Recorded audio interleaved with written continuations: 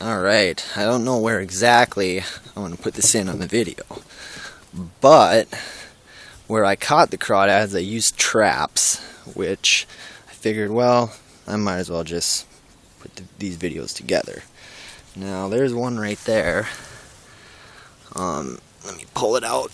Oh, there's a crawdad right over there, too. I don't know if you can see him on the video, but he is there.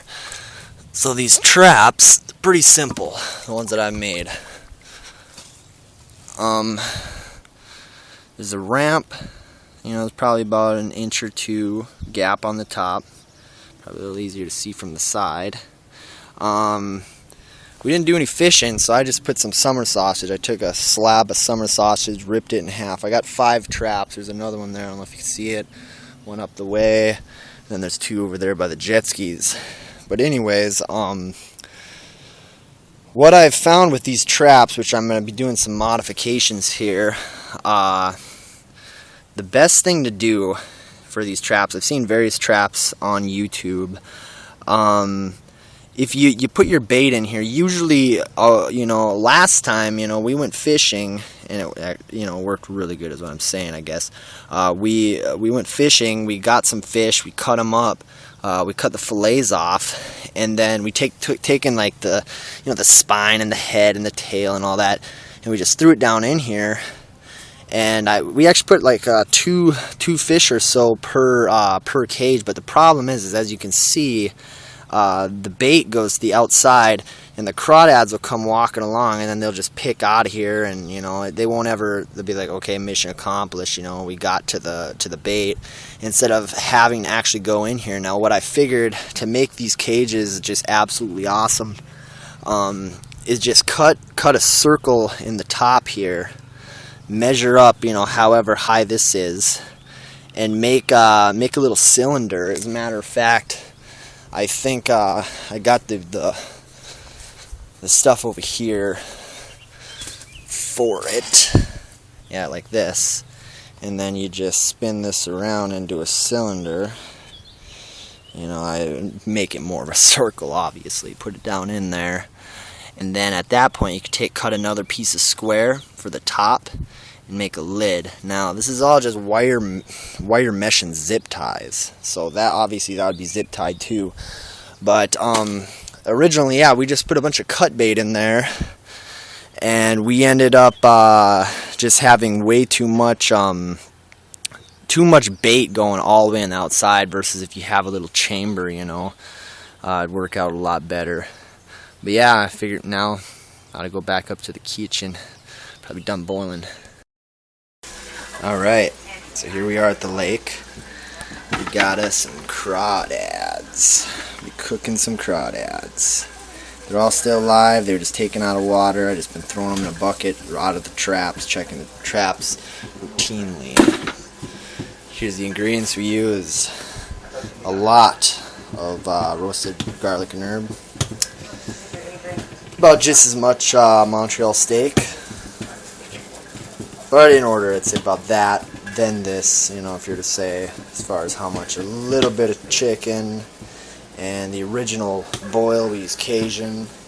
And my uncle said, throw some sea salt in that bucket before you actually boil, or before you boil them, because they have, there's just as much, there's a little bit of sand, like there is in clams. These came right out of the lake, by the way. So last time I had them, there's a little bit of sand, like in clams, right in the tail meat.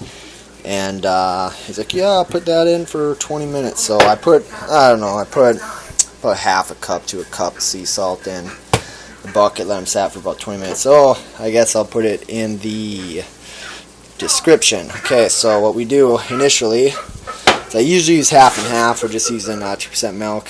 But I take full bottle of this stuff, clam juice. You can find this in like where the tuna is at a grocery store, cans of tuna and stuff like that.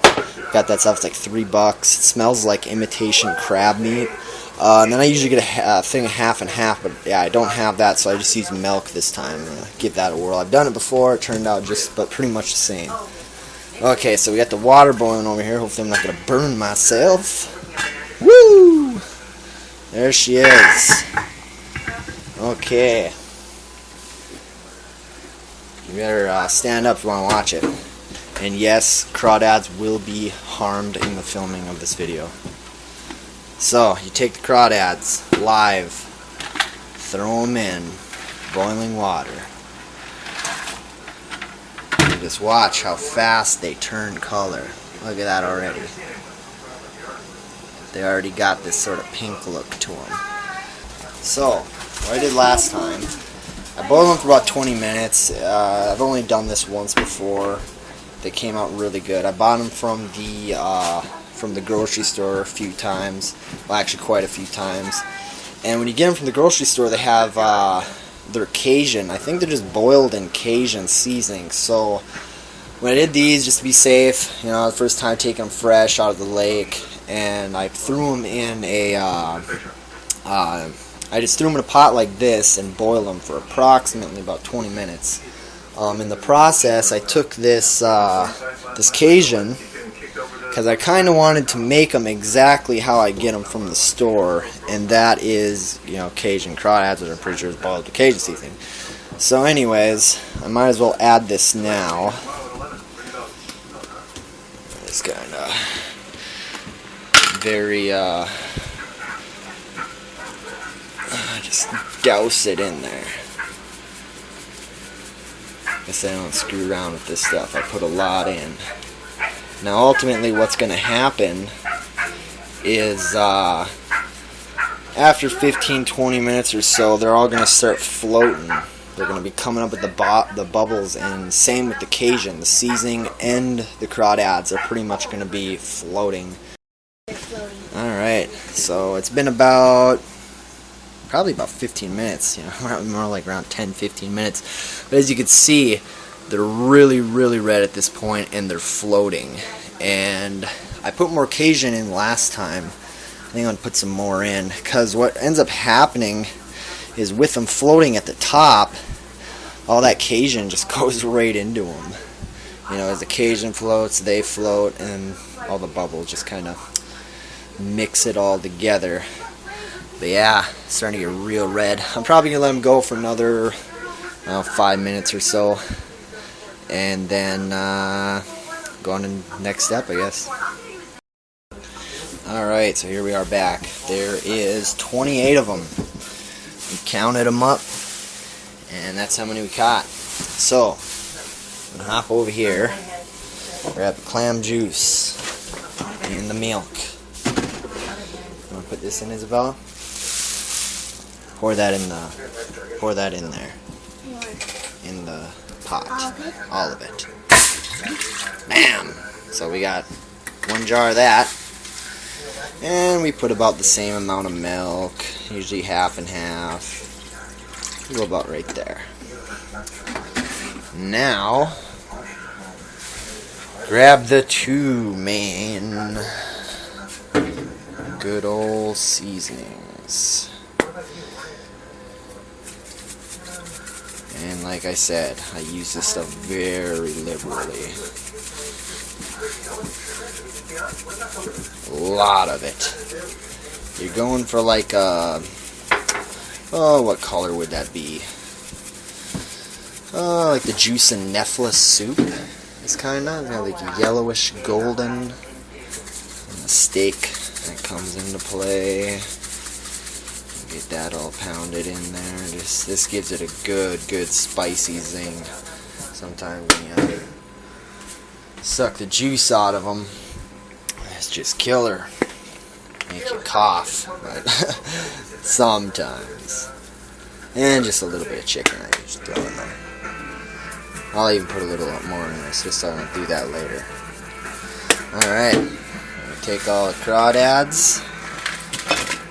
In they go. I usually get them to where they're about, the juice is about halfway up on them. Oh, better turn on my heat. I'm sure that would help a little bit. And that's really all there is to it. And then put the lid on them.